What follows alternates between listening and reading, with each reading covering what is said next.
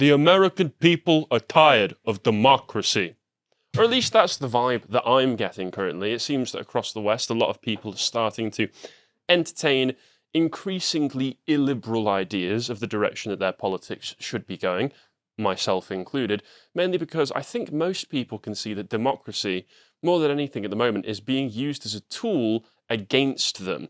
When you hear about demographic change and the Great Replacement or the browning of America, that people recognize that what's happening is the only reason they're importing all of these people in from foreign countries, not just for cultural change, is also to encourage votes and trying to gain voters who will vote Democrat for life. So they recognize the democratic system is not something that will always be their friend or always lead to the best results. And as such, people are starting to look elsewhere for their ideas on what good governance is.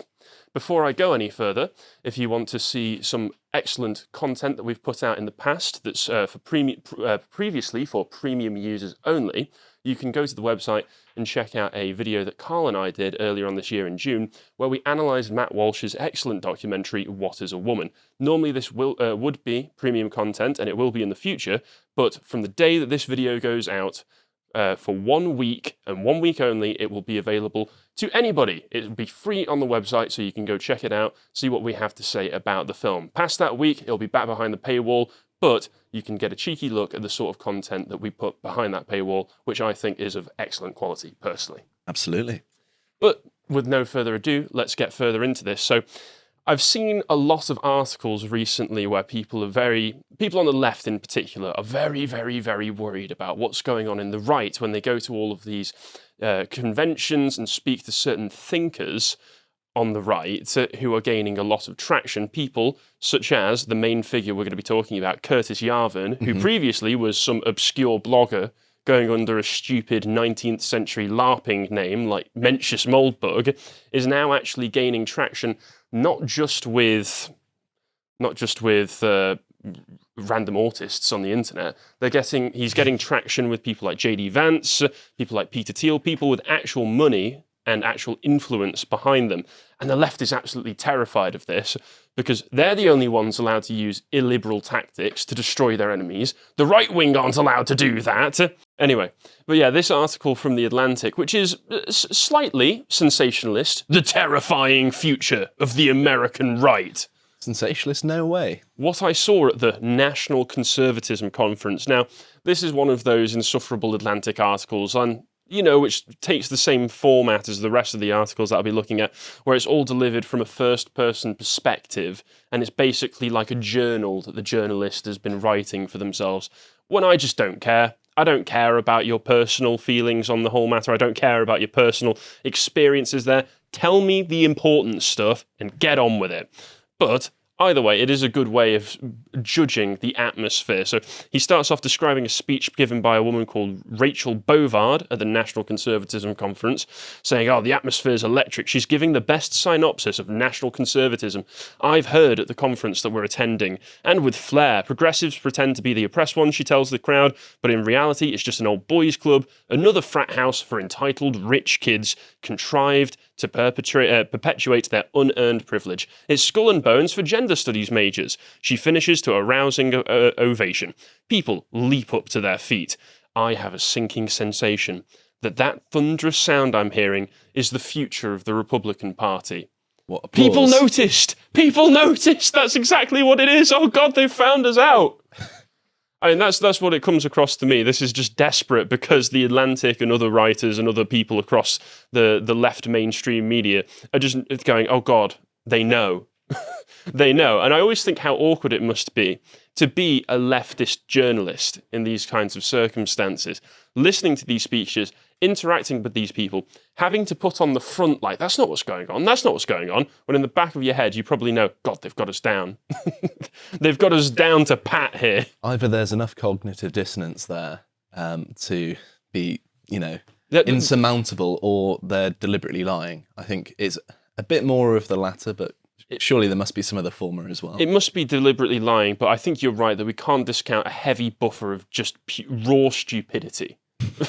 in a lot of That's these one way of people, putting it, that yeah. they don't notice what it is that they're actually doing. The article goes on, in the Natcom worldview, the profiteers of surveillance capitalism see all and control all. Its workers indoctrinated at elite universities use wokeness, in scare quotation marks, to buy off the left and to create a subservient, atomized, defenseless labour pool. Big business is not our ally, Marco Rubio argued.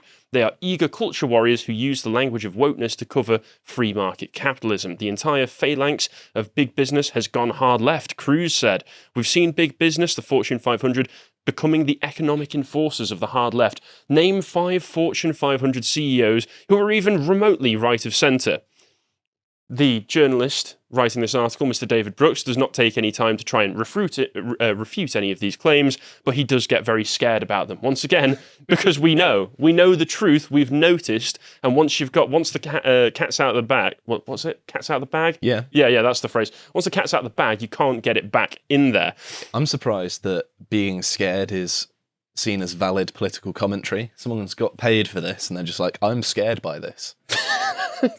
I'll describe it, and every so often I'll remind everybody how terrified I am. Well, we are in the period where trans activism gets quite a long way purely from that. Just going like, somebody said a mean word to me.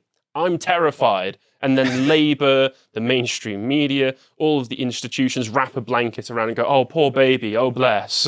It's like we've structured our entire society around someone else's feelings. It's bizarre. But yes, as you can tell, this sort of person is not particularly happy that the right wing seem to have woken up from just going like, no, the left are the real racists, and instead of going, actually, here's the tactics the left are using, here's how we destroy them. Because this is politics, which basically means it's all-out war, sadly.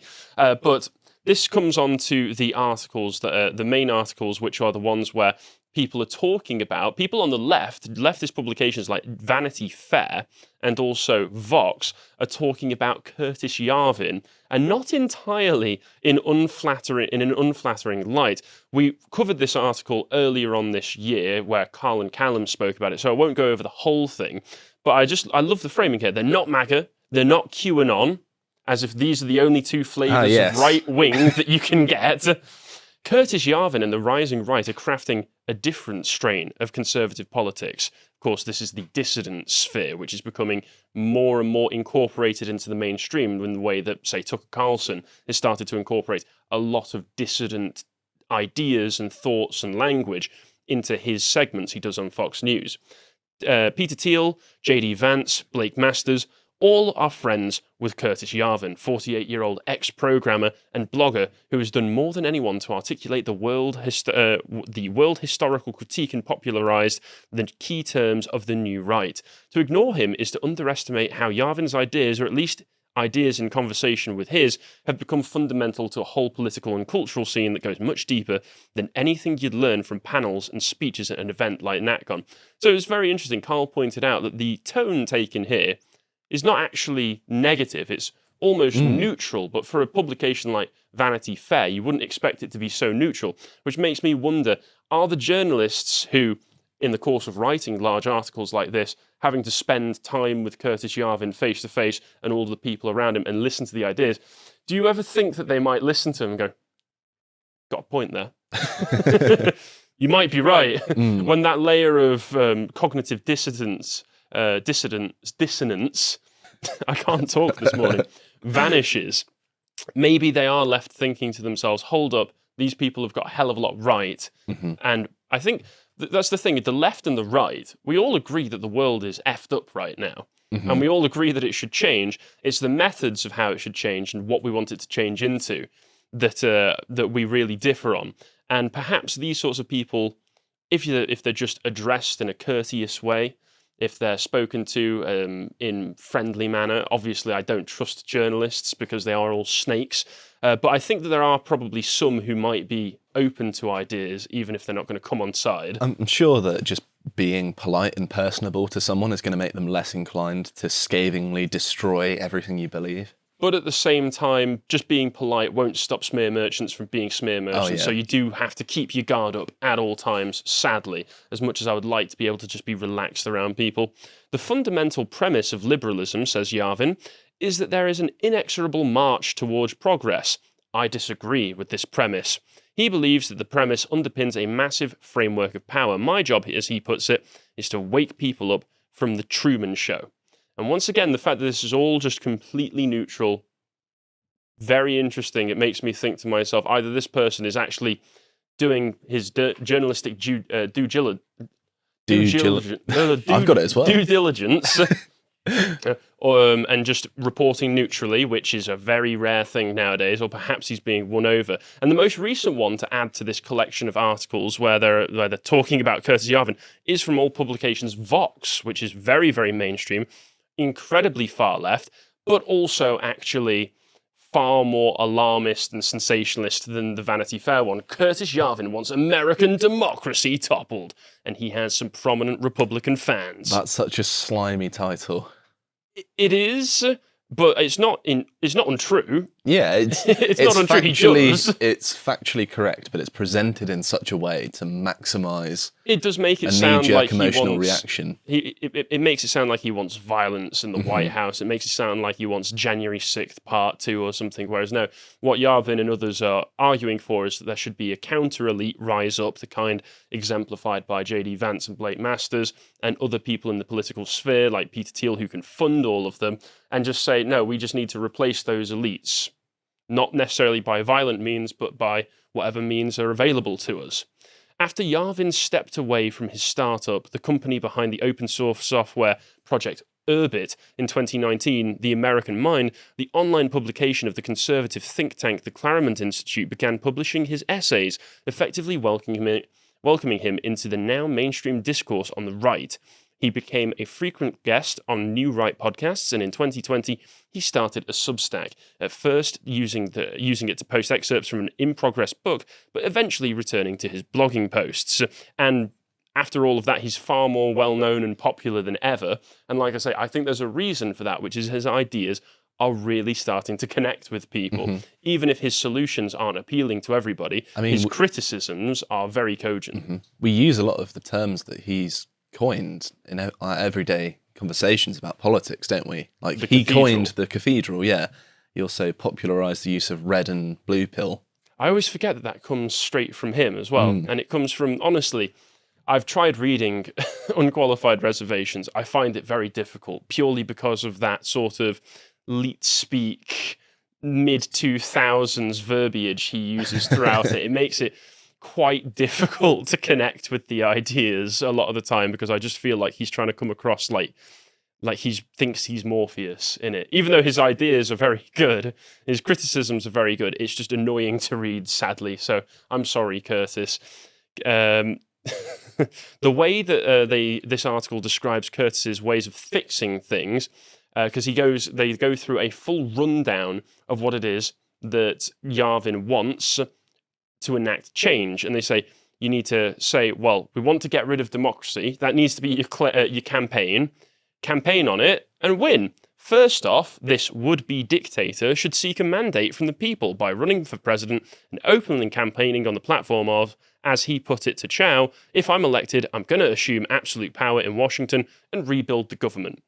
And let's be honest here, whether they said it or not, that's actually what people wanted Donald Trump to do in 2016. Did they? At the very least, they wanted him to rebuild the government in some way. That's clear out the deep state, drain the swamp. I don't think people who supported him necessarily wanted him to actually be a dictator. I mean, most Trump supporters would say they want him to uphold the Constitution, which is obviously antithetical. But but if you want to uphold the Constitution as it was meant to be, you would have to rebuild the government as it is right now. Well, it has been infiltrated, hasn't it? You would certainly need to have a clear out. Drain the swamp, you could say. Yeah, you would have to drain the swamp. For one, you would have to get rid of massive institutions like the Federal Reserve to do so if you wanted to go back to an actually constitutional America. Agreed. And you would have to repeal a few of the additional amendments that were made after the 10th Amendment and after the Bill of Rights. Also, purge the federal bureaucracy and create a new one. I think this is something that everybody wants to see. Once the new president / would-be monarch is elected, Yarvin thinks time is of the essence. The speed that this happens with has to take everyone's breath away, he told Chow. It should just execute at a rate that totally baffles its enemies. I mean, the left do that sort of thing all the time. They come in, they just replace everybody, and then they've got full, complete power. So that's just smart tactics. Ignore the courts. The rule of law of America, this may be one that most people have a lot of contentions with. The rule of law in America is based on shared beliefs and behaviors among many actors throughout the system, but it has no magical power. The courts have no mechanism to actually force a president to abide by their wishes should he defy their rulings. Once again, this is one that could be flipped the other way, and to be honest, has been flipped the other way to get leftists what they want a lot of the time. It carries on. And asks, would politicians back this? J.D. Vance in the podcast mentioned earlier in the article said part of his advice for Trump in his second term would involve firing vast swaths of federal employees. And when the courts stop you, stand before the country like Andrew Jackson did and say, the Chief Justice has made his ruling. Now let him enforce it. Fair. This is, and like I say, this is kind of a variation of what people wanted from Trump. They wanted him to assume a bit more power than he actually had so that he could actually enact effective change. Shut down elite media and academic institutions. I mean, I just completely support that one at this point. Turn out your people. Throughout this process, Yarvin wants to be able to get the new ruler's supporters to take to the streets. You don't really need an armed force. You need the maximum capacity to summon democratic power that you can find. He pointed to his idea of a Trump app, which he thinks that Trump should start an app where he can just send out messages to organize all of his supporters, which he said could collect 80 million cell numbers and notify people to tell them where to go and protest peacefully. For instance, they could go to an agency that's defying the new leader's instructions to tell them support the lawful orders of this new lawful authority. All the declarations that America is currently falling apart could look quaint by comparison to what comes if the rule of law is shredded and the current order is topped. And this is the final paragraph where he really goes into doomsday scenario, this reporter. If you yank out a tooth, you cannot automatically expect a new and better tooth to grow back. I do love the idea of a leftist publication warning about the chaos that could ensue of bringing anarchy to the streets. That's just some delicious irony. And in a critique of the new right is where that statement came from. The best laid plans of revolutionaries very often go awry, and I suppose the left would know all about that. Yeah, well, they've got the most experience. The cheek for a leftist to be warning us about the dangers of revolution. I mean, good gracious. There is danger, I would say, of the movement opening up for the leftists, because it opens it up to midwits and saboteurs who might bring down the movement. I understand there are parts of the dissident right who are trying to keep it quite narrow and stop it from expanding too much because they don't want the overall quality of the individuals to reduce too much. But at the same time, if you want to enact change, whether or not this article is trying to smear it or not, I like to think that one or two Vox readers might read that and either go, hold up, isn't this all what we're basically doing anyway? Or they might go, actually, this makes some sense and is obviously just kind of realistic about how politics works rather than idealistic. Part of the reason I think they're taking his ideas a bit more seriously is that it could be similar to how some people on the right look at people like, I don't know, Gramsci or Lenin, and look at their analysis, don't necessarily agree with their outcomes, but just look at their diagnoses or their understanding of how systems work. And extrapolating that aspect of it. You don't necessarily have to agree with the conclusions of a thinker to find them useful. Well, of course, that's what we, like you said, that's what we do. Carl's done plenty of reading into Gramsci, plenty of people, I think Yarvin himself has done plenty of reading into Gramsci because whether, like you say, whether or not you agree with his end goals, his tactics demonstrably work. We live in a world where his tactics worked. So, you know, there's plenty to learn from that. But just to really bolster my argument that the people, not just the American people, but people in the West in general, seem to be quite tired of democracy. We've got a cameo from our old boy Thomas Dowling, who I miss dearly. See what this Western man says. Yes, where average Western man makes a guest appearance in the crowd at GB News during a Q&A session, and they're talking about politics, they're talking about the Parliament at the moment, and Thomas, when asked, what do you think should happen, has quite a spicy suggestion. Do you mind just taking it back to the beginning of the video and we can just hear what he has to say, and the reaction to it as well? Just take that back. Election, Joe's asking, what do you want instead? Here's an idea. Absolute monarchy. Revoke Parliament. Well, everyone's been saying... And then everyone claps. There you go. That's all I wanted to play of that. Thank you, Thomas, for showing up there, because it was a beautiful moment. But just absolute monarchy, revoke parliament, everybody starts cheering. I love it. People just know that the whole system is corrupt. They know that everything is going wrong. They know that the will of the people has been revealed as a myth, because if you have the will of the people, they'll just tell you, actually, the will of the people is what we want it to be. So people are just thinking, maybe it would be better if there was just one guy in charge who won't screw us over as bad. I mean, I'm very skeptical about pretty much anyone screwing us over, just political power in general. I'm very, very cynical about that sort of thing, but it is interesting and kind of a little bit exciting to see new ideas, see the mainstream. There's certainly a lot to gain from particularly what Curtis Yarvin has said, even though I don't agree with everything, of course. No, of course not. And for the love of God, Curtis, please start writing in a more normal fashion. But anyway, that's what I have for that. And I think, a lot of people are just tired of democracy because they just hate all of the stress that it brings into their lives. If you appreciated that segment from the podcast of the Lotus Eaters, you can go to lotuseaters.com to get access to all the premium content we have on the site, such as the Epoch series, the most recent episode on William the Conqueror Part 5. If you'd like to find out what else we're putting out, you can follow us on Getter at lotuseaters_com on Getter. Thank you and goodbye.